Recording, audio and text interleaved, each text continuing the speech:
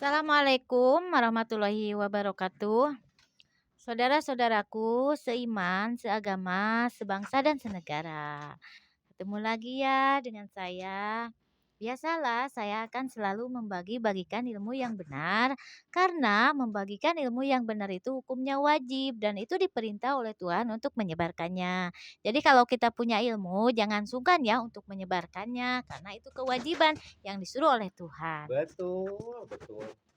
Dan sekarang saya akan menceritakan ya tentang, kitab suci yang terakhir yaitu Quran yang diturunkan oleh Tuhan kepada manusia pilihan yang terakhir yaitu Nabi Muhammad. Yaitu kitab suci Al-Quran yang diturunkan pada tanggal 17 Ramadan atau yang disebut Nuzulul Quran pada abad 28 atau 2800 tahun alam dunia di Gua Hiro, Mekah, Arab Saudi.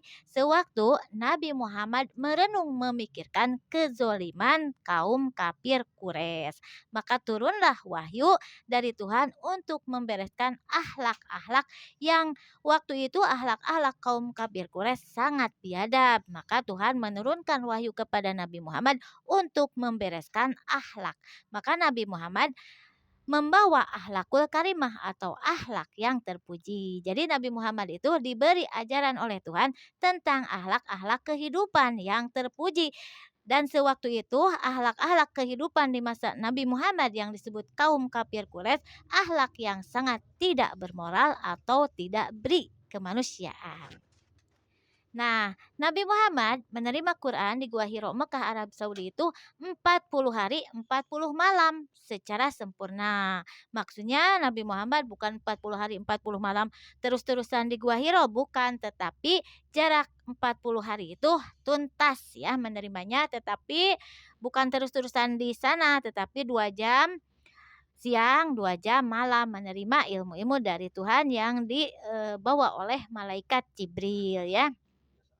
Dan, biasa Nabi Muhammad sebagai manusia biasa beliau beraktivitas sebagaimana manusia biasa yaitu membangun rumah tangga, memimpin rumah tangga, beliau berusaha atau berniaga dan sebagainya sebagai manusia biasa. Tetapi beliau menerima kitab suci itu 40 hari 40 malam secara berturut-turut yaitu 2 jam siang dan 2 jam malam ya dan, selama itu beliau pun beraktivitas seperti biasa ya. Karena Nabi Muhammad itu manusia, tetapi manusia luar biasa, yaitu manusia pilihan yang dipilih oleh Tuhan untuk diberi amanah oleh Tuhan untuk disebar luaskan kepada manusia waktu itu.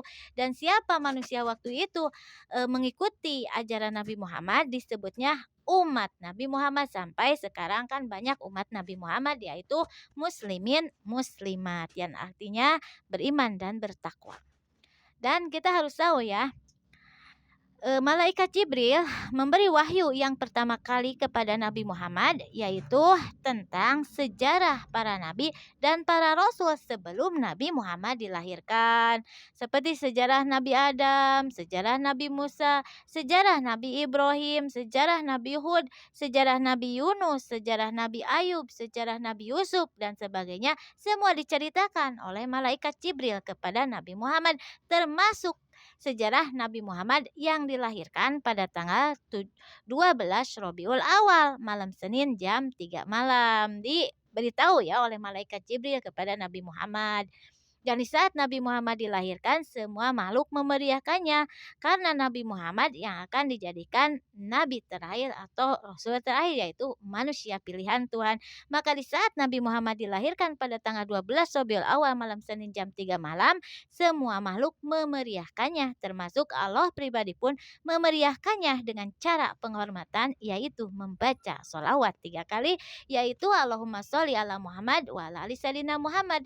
Dan makhluk ciptaan Allah seperti malaikat, jin, termasuk setan iblis pun memeriahkan kelahiran Nabi Muhammad dengan cara penghormatan yaitu membaca sholawat 3 kali. Itu diceritakan oleh malaikat Jibril kepada Nabi Muhammad ya.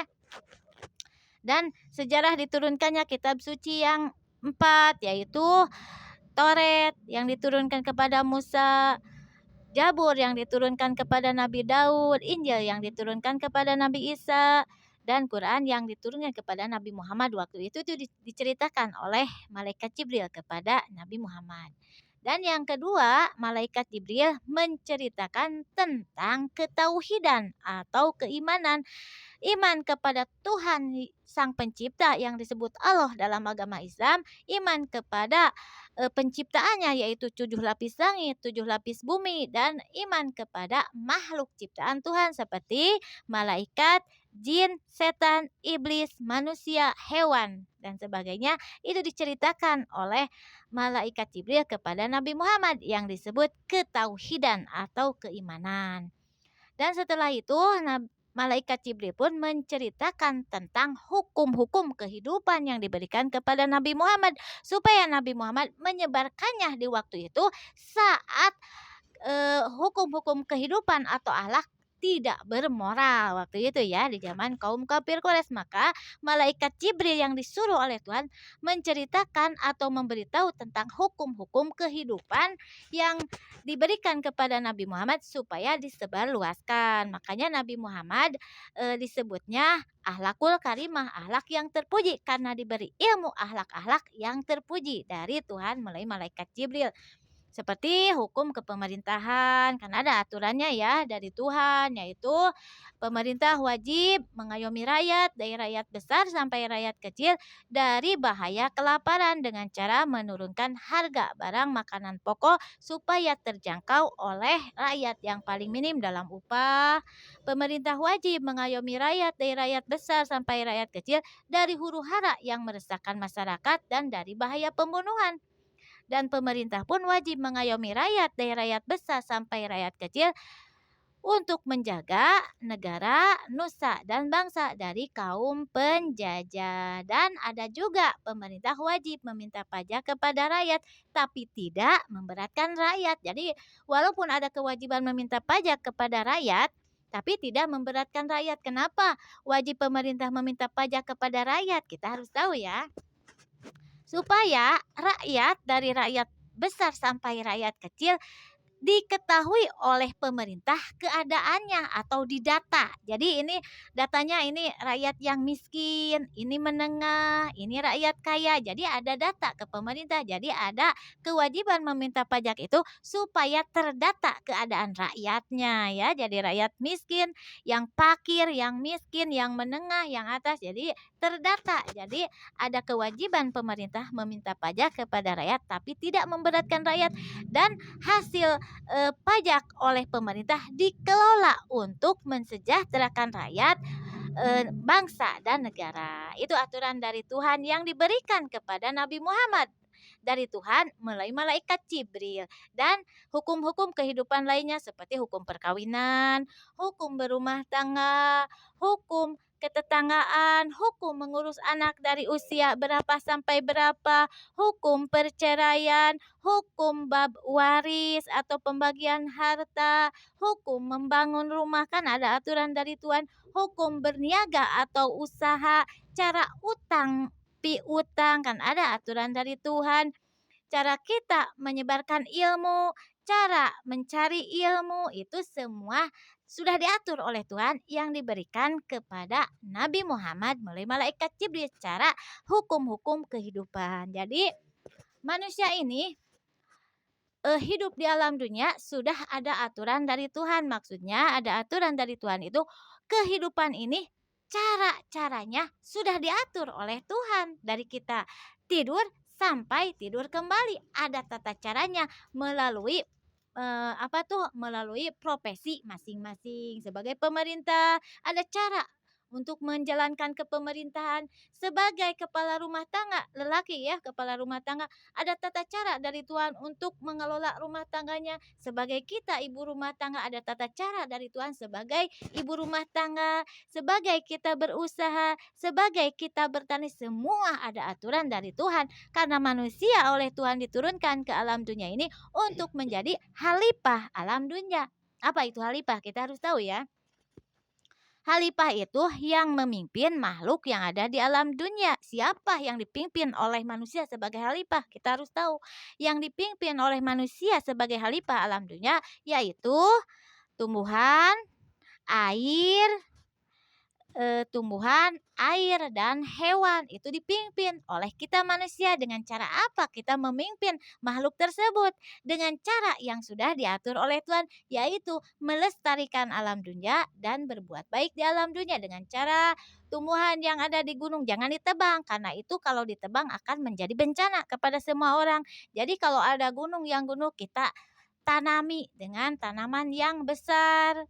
Kita menanam palawija, padi, jagung, itu melestarikan alam dunia dan bermanfaat bagi semua, ya.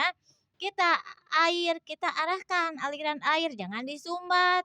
Kalau ada bangunan yang menyumbat aliran air, kita singkirkan karena air itu ada kehidupannya supaya tidak mengganggu semua manusia, semua makhluk, ya. Kalau kita tidak mengarahkan mereka, mereka pun akan mengganggu kita, ya. Jadi manusia itu khalifah alam dunia yang memimpin makhluk yang ada di alam dunia dengan cara melestarikan alam dunia dan berbuat baik di alam dunia dengan cara-caranya yang sudah diatur oleh Tuhan. Begitu ya.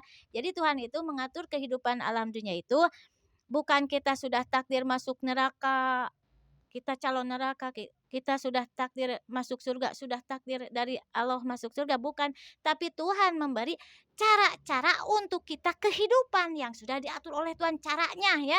Jadi cara kita tidur jam berapa, bangun jam berapa, dari kita berniaga atau usaha, bagaimana caranya, itu sudah diatur oleh Tuhan cara-caranya. Cara kepemerintahan yang saya sebutkan, cara kita berumah tangga, berniaga, cara kita membangun rumah, semua ada aturan-aturan dari Tuhan, yaitu semuanya itu akhlak-akhlak yang terpuji. Kalau kita menuruti aturan dari Tuhan cara kehidupan ini, maka kita sudah menginjak di jalan yang diridhoi oleh Tuhan. Karena semua wahyu yang diberikan kepada Nabi Muhammad sebagai nabi terakhir dan rasul terakhir itu akhlak-akhlak kehidupan yang terpuji. Maka Nabi Muhammad disebutnya akhlakul karimah, akhlak yang terpuji. Dan beliau pun menjalankan semua yang diberitahu oleh malaikat Jibril. Makanya Nabi Muhammad akhlakul karimah, akhlak yang terpuji. Dan kita sebagai umat wajib meneladani akhlak Nabi Muhammad sebagai pemimpin kita. Karena akhlak Nabi Muhammad semuanya yang disuruh oleh Tuhan. Begitu ya, Saudara.